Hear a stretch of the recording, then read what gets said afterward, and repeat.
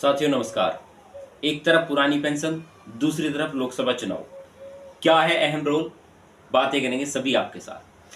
आप सभी को मेरा नमस्कार। मैं आपका दोस्त अनुज कुमार और आप देख रहे हैं अपना खुद का YouTube channel APN news Bharat. साथियों, आज की जो वीडियो होगी वो वाकई ही स्पेशल और निर्णायक साबित होने वाली है। वो कैसे, वो आप वीडियो में देखेंगे, समझ जाएंगे। आज जो मैं आपके साथ बातें शेयर करने वाला हूं, एक होगा, पहले बात करेंगे पुरानी पेंशन योजना को लेकर जो अपडेट है आज की, उसके बारे में चर्चा करेंगे। दूसरी चर्चा करेंगे कर्नाटक हाई कोर्ट का एक अहम फैसला जो हर कर्मचारी वर्ग को सुनना जरूर चाहिए।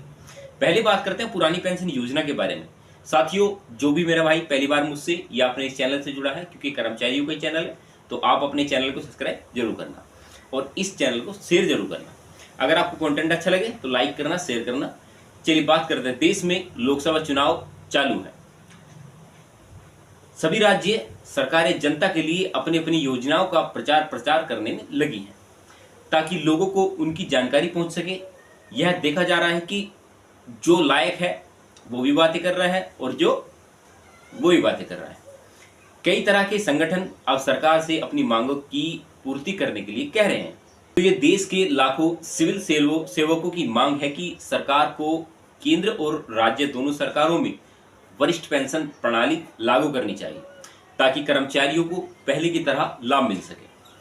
अब कर्मचारियों को पहले की तरह लाभ मिल सके, दरअसल सरकार समय समय पर संगठन और केंद्र कर्मचारियों से जुड़े लोग पिछले पेंशन योजना को लेकर दावा करते रहे हैं। हालांकि राज्य सरकारों ने ऐसा करने का निर्णय लिया और इसके लागू करने या लागू होने पर अपने कर्मचारियों को लाभ देना शुरू किया। वहीं उत्तराखंड में लोकसभा चुनाव को देखते हुए पुरानी पेंशन बहाली मंच को फिर से इसकी मांग तेजी से हो गई है। मान लीजिए कि 92,000 कर्मचारियों में से 6,000 सरकार में नियुक्त किए गए हैं। हालिया रिपोर्ट की बात करें तो हाल ही में आई बड़ी खबर में कहा गया कि पुरानी पेंशन बहाली से जुड़े संगठनों ने कर्मचारियों की इसकी जानकारी के लिए प्रचार प्रसार शुरू कर दिया। इस वजह से कर्मचारी सरकार से पेंशन बहाल करने के लिए पुराना टैक्स लागू करने की मांग करते दिख रहे हैं। लोकसभा चुनाव चालू होने के कारण कर्मचारियों के लिए अपनी मांगों को सरकार तक पहुंचाना और उनके पूरा करने का उपयुक्त समय यही है। जबकि देश भर में कई राज्यों ने पुरानी पेंशन लागू कर दी है। इसका जीता जागता उदाहरण है राजस्थान, छत्तीसगढ़, झारखंड, पंजाब, हिमाचल प्रदेश जैसे राज्यों ने पुरानी पेंशन योजना लागू कर रखी है। चलिए साथियों, अब बात करते हैं जो सबसे बड़ी खबर हो सकती है पीएफ पर कर्नाटक हाई कोर्ट के फैसले के बाद क्या ईपीएफओ में खलबली मचने की वजह समझिए। साथियों, ये आज एक ऐसी वीडियो होगी, ये एक निर्णायक वीडियो होगी क्योंकि हर कर्मचारी वर्ग को वो सुनना समझना जरूरी है। बात करते हैं कर्नाटक हाई कोर्ट ने बीते रोज कर्मचारी भविष्य निधि योजना से जुड़े एक महत्वपूर्ण फैसले को हस्तक्षेप किया। 2008 में किए गए एक संशोधन को रद्द करते हुए हाई कोर्ट ने विदेशी कर्मचारियों को इस योजना में शामिल होने से वंचित कर दिया। यह फैसला उन हजारों विदेशी कर्मचारियों को प्रभावित करता है जिन्होंने पहले ही पीएफ योगदान में योगदान किया है। साथियों, देश के हर एक नौजवान, हर एक नागरिक को वो सुनना जरूरी है ताकि आप जो है उस ऐतिहासिक फैसले के बारे में सुन सकें या उसके बारे में जान सकें। चलिए मैं आपको बताना चाहता हूं अब जो हाई कोर्ट का फैसला, तो उसके बारे में विस्तार से बात करते हैं। कर्नाटक हाई कोर्ट ने कर्मचारी भविष्य निधि योजना पर महत्वपूर्ण फैसला सुनाया। यह फैसला उन हजारों विदेशी कर्मचारियों को प्रभावित करता है जिन्होंने पहले से ही पीएफ योजना में योगदान दिया है। दरअसल 2008 में विदेशी कर्मचारियों को ईपीएफओ के दायरे में लाने के लिए एक संशोधन किया गया। इसमें विदेशी कर्मचारियों के लिए कर्मचारी भविष्य निधि योजना का लाभ उठाने का रास्ता खोल दिया गया। कोर्ट ने इसे असंवैधानिक और मनमाना करार दिया। इस फैसले ने कर्मचारी भविष्य निधि संगठन में खलबली मचा दी। ईपीएफओ भारत सरकार का संवैधानिक निकाय है। यह कर्मचारी भविष्य निधि और पेंशन योजना चलाता है। इसका उद्देश्य कर्मचारियों को उनकी सेवानिवृत्ति के बाद आर्थिक सुरक्षा प्रदान करता है। आगे क्या है ईपीएफओ की योजना। ईपीएफओ ने मंगलवार को बताया कि वह कर्नाटक हाई कोर्ट के फैसले के संबंध में आगे की कार्रवाई पर गौर कर रहा है। कर्नाटक हाई कोर्ट ने कर्मचारी भविष्य निधि और पेंशन योजना के दायरे में अंतर्राष्ट्रीय कर्मचारियों को शामिल करने के प्रावधान को खारिज कर दिया। उसने कहा कि यह असंवैधानिक और मनमाना है। यह फैसला सालों से पीएफ में कंट्रीब्यूशन कर रहे विदेशी कर्मचारियों पर असर डालेगा। ईपीएफओ ने फैसले से संबंधित सवालों के जवाब में न्यायालय के फैसले के प्रति सर्वोच्च सम्मान खड़े रखते हुए कर्मचारी भविष्य निधि संगठन इस फैसले के जवाब में आगे की कार्रवाई के तरीकों पर सक्रियता के साथ विचार कर रहा है। यह फैसला कर्मचारी भविष्य निधि योजना 1952 के पैराग्राफ 83 और कर्मचारी पेंशन योजना 1995 के पैराग्राफ 43A में खास प्रावधानों से जुड़ा हुआ है। ये प्रावधान अंतर्राष्ट्रीय कर्मचारियों से जुड़े हैं। इन्हें संविधान के अनुच्छेद 14 के साथ असंगत माना जाता है। अब करते हैं चर्चा 2008 में किए गए संशोधन के बारे में।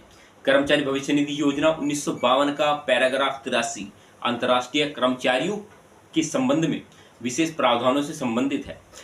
इन सबका क्लोज के तहत 1 अक्टूबर 2008 के हर एक अंतर्राष्ट्रीय कर्मचारी जिसका मूल वेतन महंगाई सहित 15,000 रुपये प्रति माह है, वे अनिवार्य रूप से इस योजना के दायरे में आएंगे। भारत का वर्तमान में 21 देशों के साथ सामाजिक सुरक्षा समझौता है। ये समझौता पारस्परिक आधार पर इन देशों के कर्मचारियों के लिए निरंतर सामाजिक सुरक्षा दायरा सुनिश्चित करता है। ईपीएफओ ने कहा कि जब इन देशों के नागरिक एक दूसरे के क्षेत्र में नौकरी करते हैं तो उनकी सामाजिक सुरक्षा बनी रहती है। देश के बीच सामाजिक सुरक्षा समझौता भारत के अन्य देशों के साथ किया गया सरकार के स्तर पर समझौता है। इन समझौतों का उद्देश्य अंतर्राष्ट्रीय रोजगार के दौरान कर्मचारियों की निबंध सामाजिक सुरक्षा उपलब्ध कराने की गारंटी देना है। ईपीएफओ के अनुसार समझौते को अनिवार्य रूप से अंतर्राष्ट्रीय स्तर पर मान्यता प्राप्त सिद्धांतों का पालन करना चाहिए। उन्होंने कहा कि अंतर्राष्ट्रीय आवाजाही को बढ़ावा देने समझौता भारत के लिए सबसे महत्वपूर्ण है। ईपीएफओ ऐसा सामाजिक सुरक्षा समझौते के लिए भारत में प्रचलित एजेंसी के रूप में काम करता है। चलिए दोस्तों, अब बात करते हैं क्या है ईपीएफओ में खलबली का कारण। हाईकोर्ट के फैसले के कारण हजारों विदेशी कर्मचारियों का पीएफ योगदान समाप्त हो जाएगा। इससे ईपीएफओ को जमा राशि में कमी हो सकती है। इस योगदान से ईपीएफओ की निवेश क्षमता और भविष्य के दायित्वों को पूरा करने की क्षमता पर भी असर पड़ेगा। यह संभावना है कि केंद्र सरकार हाई कोर्ट के फैसले को सुप्रीम कोर्ट में चुनौती दे सकती है। अगर सुप्रीम कोर्ट हाई कोर्ट के फैसले को बरकरार रखता है तो विदेशी कर्मचारियों को पीएफ योजना से बाहर रखा जाएगा। कानूनी लड़ाई ईपीएफओ के लिए अनिश्चित और विदेशी बोझ पैदा कर सकती है। वहीं हाई कोर्ट के फैसले को लागू करने से ईपीएफओ के लिए प्रशासनिक जटिलताएं पैदा हो सकती हैं। विदेशी कर्मचारियों के पीएफ खाते को अलग करना और उनके योगदान को वापस करना एक जटिल प्रक्रिया हो सकती है। डेटा प्रबंधन और अनुपालन में भी चुनौतियां हो सकती हैं। तो साथियों, मैं आपसे केवल एक ही सवाल करना चाहता हूं, क्या हमारे देश से जो विदेशी जॉब करते हैं तो उनका कंट्रीब्यूशन खत्म हो जाना चाहिए या नहीं होना चाहिए, उसको लेकर आप मुझे चर्चाएं बता सकते हैं। साथियों, मैं हर एक वो पॉइंट या हर एक वो नॉलेजेबल वीडियो आपको पहुंचाने की कोशिश करता हूं ताकि पूरा देश जागृत हो सके और ईपीएफओ या पुरानी पेंशन योजना से जुड़ी हुई एक एक जानकारी आपको देने का मेरा फर्ज है। क्योंकि आप ही लोगों का चैनल है, आप चैनल सब्सक्राइब करते हैं तो मुझे भी अच्छा लगता है और लास्ट तक वीडियो आप देख रहे हैं ताकि आपको एक एक जानकारी मिल सके कि अब आपके लिए क्या कंट्रीब्यूशन वाली समस्या रहेगी, तो आप उसमें ऐसा कोई प्रावधान या पुरानी पेंशन योजना लागू करने के लिए मुझे कोई सुझाव देना चाहें तो आप वीडियो को कमेंट्स बॉक्स में कमेंट्स कर सकते हैं। चलिए साथियों, मिलते हैं आपसे ऐसे ही नॉलेजेबल मुद्दे के साथ, मिलते रहेंगे। तब तक के लिए नमस्कार, जय हिंद, वंदे मातरम।